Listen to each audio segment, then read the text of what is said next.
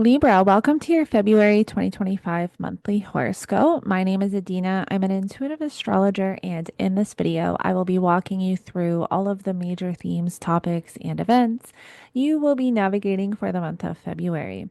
Now, don't forget to like, share, and subscribe if you align with my energy and enjoy my content. So before we get into the horoscope, I just want to go over the February transits, all the major ones, anyways. So February 2025, right as soon as we come into the month, on the 1st, we have Venus forming a conjunction to Neptune at 27 degrees 59 minutes. And then a few hours later on February 1st, we're going to have Venus forming a conjunction to the North Node at 28 degrees 9 minutes. So you'll get a better representation of this once we get into the charts. And for those of you who have not ever watched one of my monthly horoscopes before, because I haven't posted one in a while, I took like 6 months away, but I break down the horoscopes by week and I select a chart for each week to give you a bit of a visual. So on February 3rd, we will have Mercury in Aquarius forming a trine to Jupiter retrograde in Gemini at 11 degrees.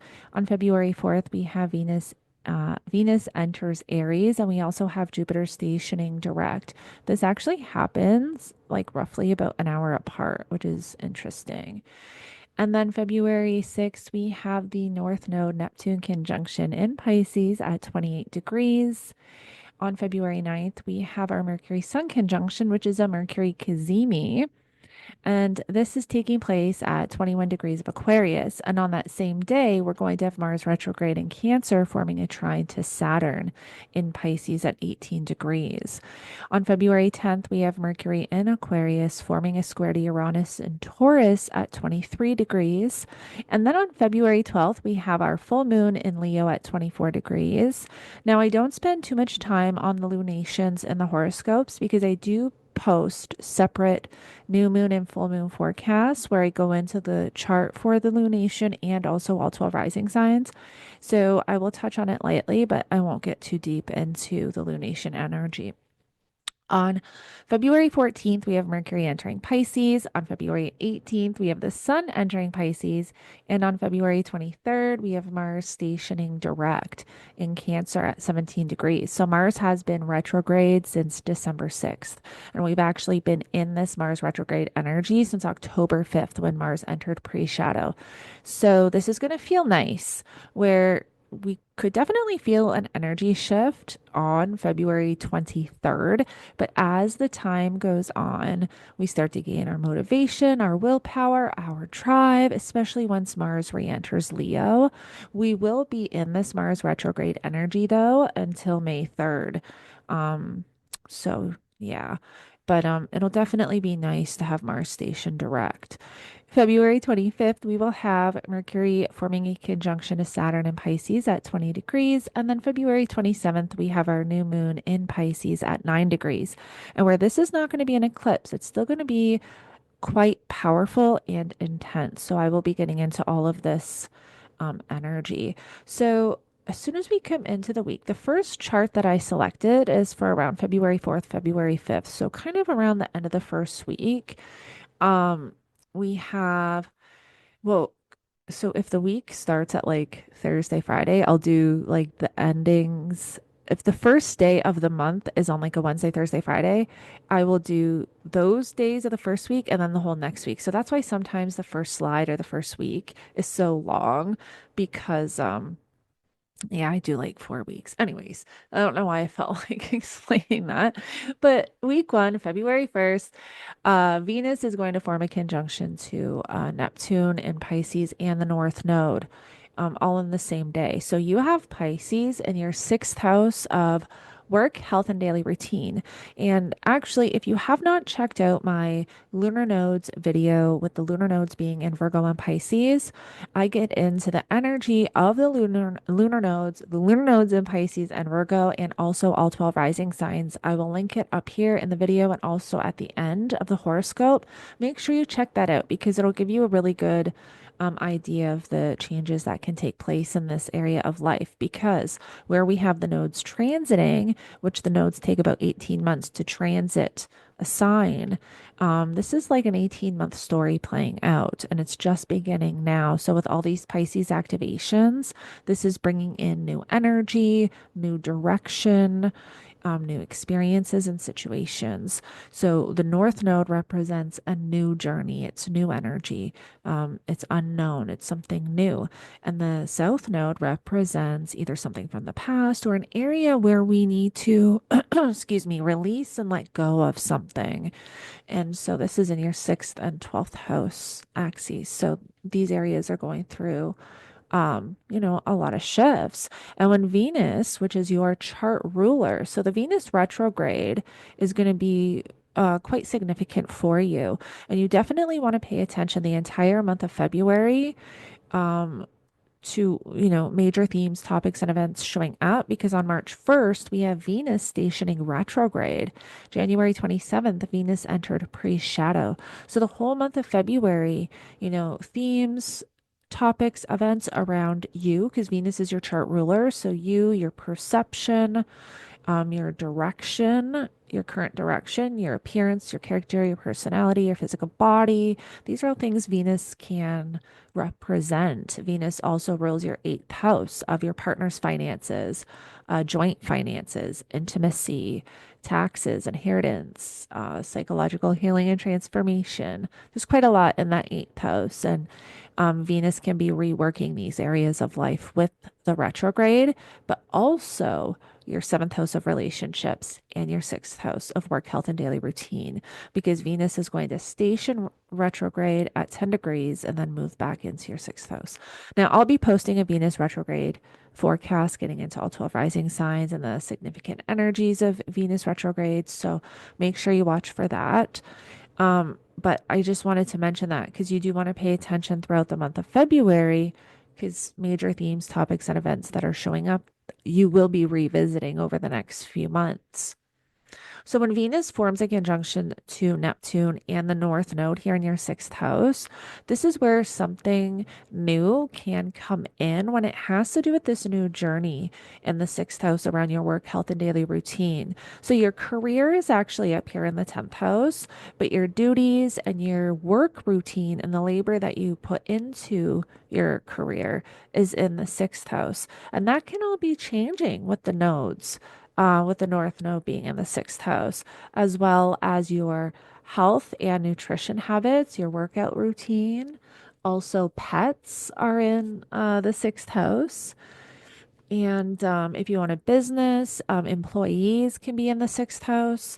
And so when Venus forms a conjunction to Neptune in the North Node February 1st, you definitely want to pay attention to what is showing up for you, because you can be not only revisiting, those events or themes or topics because of the Venus retrograde, but there can also be some new direction coming in that may not seem significant at the moment, but over the next 18 months become quite significant. So I really recommend writing in a journal so that you can reflect back, the end of 2026, how that whole nodal transit was, and you'll be amazed at how things kind of play out. Now, February 3rd, we will have Mercury in Aquarius forming a trine to Jupiter retrograde in Gemini at 11 degrees. And so Mercury is going to be here in your fifth house, of children, creativity, your hobbies, your interests, also romantic connections, what you're passionate about. Your creative pursuits are in the fifth house. Mercury forming a trine to Jupiter can bring in some really positive energy and support if you're wanting to publish something, because the ninth house rules publishing, teaching. Also, Mercury rules that ninth house because Mercury rules Gemini. So if you, and I'm sure this will resonate with some, not all, but if you're wanting to publish or write a story or children's books or, any creative pursuit or venture, this can be really positive for that. Teaching too, if you're wanting to create a course, it can be really nice for that as well. On February 4th, we will have Venus entering Aries and Jupiter stationing direct. This happens about an hour apart. So Venus is going to enter your seventh house of relationships and one-on-one connections, even business partnerships. All your close one-on-one connections are in that seventh house.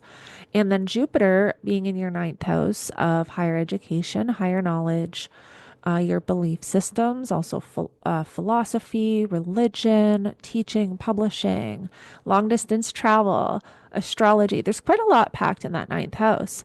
When Jupiter stations direct, there can be something really like an opportunity presented or uh, some type of positive support. It really depends on your own personal placements too, how much you feel and your own relationship to Jupiter, how much you feel that. Sometimes we don't always feel the planetary stations, but you may feel an energy shift because Jupiter rules optimism, and sometimes when Jupiter's retrograde, we tend to lose that optimistic nature. On February 6th, we're going to have the North Node Neptune conjunction in Pisces at 28 degrees. So again, this is where something can be presented or show up that has to do with this nodal story, this new nodal journey. And when we're talking about Neptune, we do want to make sure that we are seeing things clearly. Sometimes Neptune can blur boundaries and make things a bit confusing, give us rose-colored glasses. So we do want to make sure that whatever is presented at this time, we are kind of, crossing our T's, dotting our I's, reading the fine print, and because this energy is really going to be amped up. Now, this is great for creativity and spirituality and intuition. It's really great for that. In your sixth house, though, um, this is because it does have to do with your routines. Like maybe you're deciding you want to meditate on a daily basis or dive more into your spiritual practice, um, which could be, for a lot of you Libra risings with a lot of the Pisces and North Node and the sixth, you might be focusing more on implementing some type of spiritual practice into your day-to-day routine. Now, on February 9th, we will have the Mercury Sun conjunction, which is a Mercury cazimi at 21 degrees of Aquarius, which is again in your fifth house of children, creativity, passion, romance, your hobbies, interests. So when we have a Mercury cazimi, this is where we can have like an epiphany or sudden insight. We could have a conversation with someone and something kind of stands out. This could have to do with children because it is in the fifth house of children.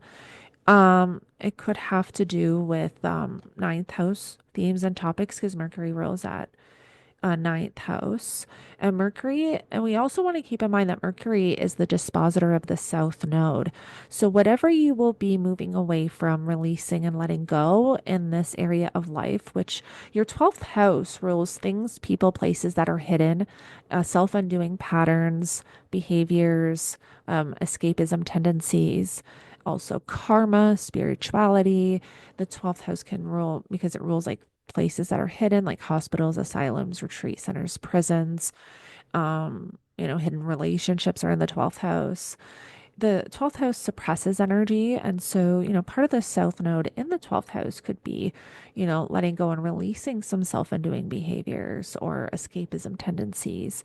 And Mercury forming that, having the Mercury cazimi could be bringing some insight for you on how to do that, how that's going to manifest, or even if that is going to manifest at all, because we are at the beginning of this transit with the nodes in Virgo and Pisces. We don't yet know exactly what the story is going to be in this area of life. So I believe the month of February is when we start to get the idea of what that story is going to be.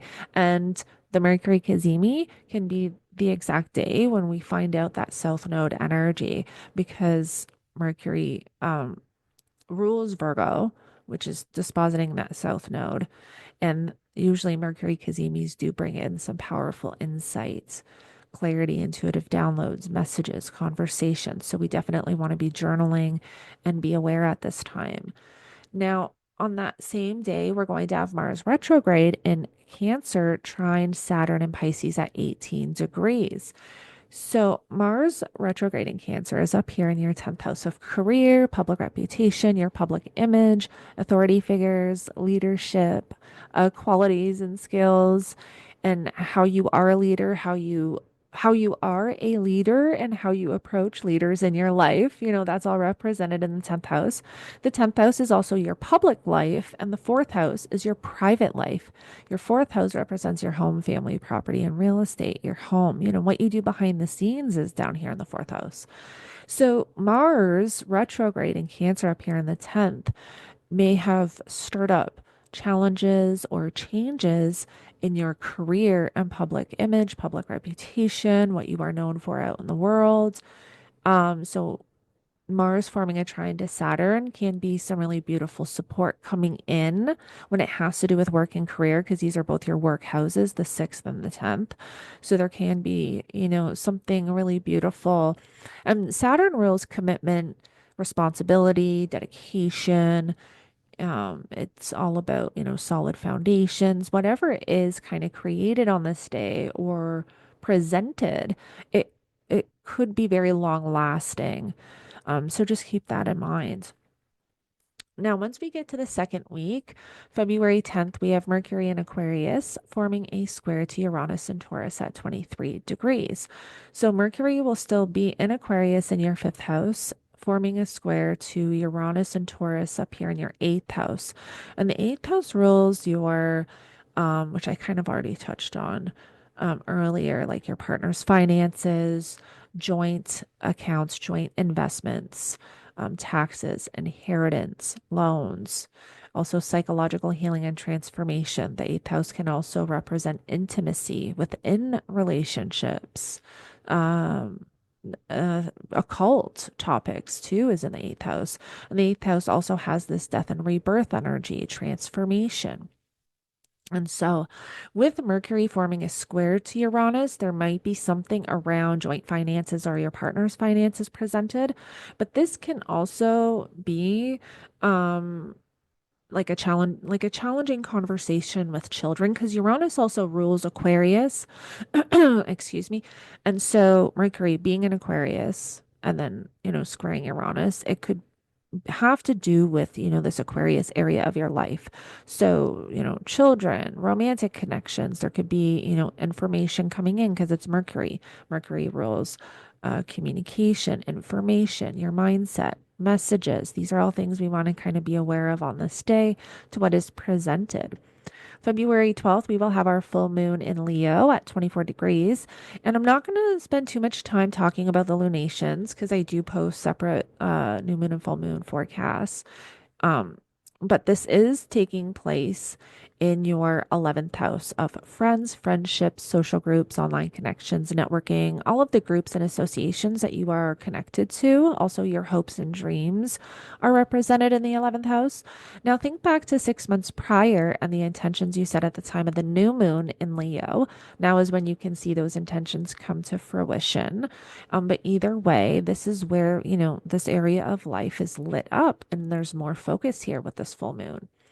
Now, on February 14th, we will have Mercury enter Pisces. So, Mercury is going to enter your sixth house. Then we get to week 3, and on the 18th, we have the Sun entering Pisces. So, more energy and more focus on that sixth house of work, health, and daily routine. So, you can really be, rethinking your health habits, nutrition habits, workout routine, at this point. I mean, we're at the end of February. People start to think about working out for spring and summer. That might be a thing for you. February 23rd, we have Mars stationing direct in Cancer at 17 degrees. So this is going to be really nice. And like I said, Mars has been retrograde since December 6th. And so where this Mars station, Mars is the ruler of your seventh house of relationships and one-on-one connections. So the Mars station could actually bring something up around relationships, possibly too, we just want to be mindful of. And also too, because Mars is the ruler of that seventh house, there might have been a lot around relationships and one-on-one connections and business partnerships that you were rethinking during the Mars retrograde. Now that Mars is stationing direct and will start to move forward, Mars will enter its post shadow period. So from February 23rd to May 3rd, Mars will be in its post shadow period, meaning Mars is covering the degree points that it retrograde over. And this is where we gain clarity, resolution, solutions to whatever we were reprogramming, revisiting, reassessing during the Mars retrograde period. Now we get to the final week of February. On February 25th, we have Mercury forming a conjunction to Saturn in Pisces at 20 degrees. And so, again, this could be some type of conversation that you're having to have with a work colleague or employee because it is in that sixth house. And again, it can be a mixed bag. It all depends on your personal relationship with Saturn, how this is kind of represented in your own personal placements. Mercury ruling communication, mindset, information, conversations, messages. Saturn can bring limitation, restriction, hardship, challenge, or commitment, responsibility. Sometimes with Saturn too, there's limitation or whatever it is that we're trying to get going, it just takes a little bit longer or more time with Saturn. So, whatever is presented at this time with the conjunction February 25th, it could be very long lasting. So pay attention kind of to, what is presented. This could be a conversation that you're having and something that just kind of stands out to you. Make sure you journal. This can have to do with the sixth, oh, sorry. This can have to do with the sixth house North Node journey that you will be taking over the next 18 months. Where, right now these things can show up and not seem so significant, but yet end up being quite, important and significant over the next year and a half. So we just want to journal these things down as they come up so we can reflect, as the time goes on. February 27th, we will have our new moon in Pisces at 9 degrees, right here in the sixth house again. This is a great time to set intentions around those sixth house themes and topics. So, work, health, daily routine, work routine. This is not going to be an eclipse. However, I do believe it's going to be quite powerful. It's still going to bring in new energy, experiences, situations for the North Node journey. So, again, we want to pay attention to what is showing up. We want to be very intentional too with the intentions we're setting at this time. And again, I will post a new moon forecast for all of you closer to that date. So, Libra, I hope this helps you navigate the energy for February. This gives you an idea of the areas of life, major themes, topics, and events that are kind of what might be presented throughout the month and gives you an idea of how to navigate that energy.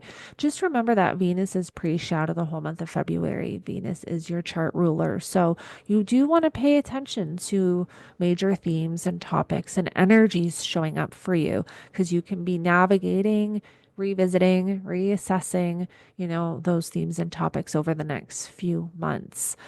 Now, if you if you would like to book a one-on-one consultation with me, I have put the link in the description below to my website. I offer a birth chart reading, which is a 90-minute session where I go over we dive really deep into your birth chart and current transits.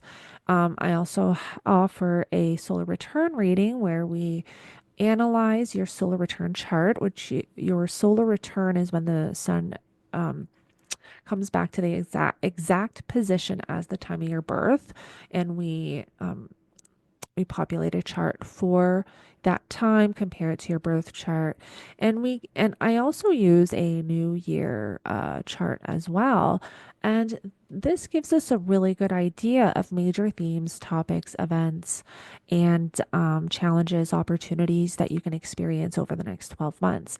I also offer a lunar return one-on-one consultation as well, and we do the same thing but with the moon, and the moon the moon returns to the exact spot once a month. So I do a 90-day lunar return forecast, giving you 3 months ahead to see all the major themes, topics, and events you can be navigating for the next 3 months. And this also shows opportunities and challenges. But check out the link below. I offer quite a few one-on-one consultations via Zoom and also pre-recorded readings. So make sure you check that out. And don't forget to like, share, and subscribe if you align with my energy and enjoy my content. And I will connect with you all in the next one.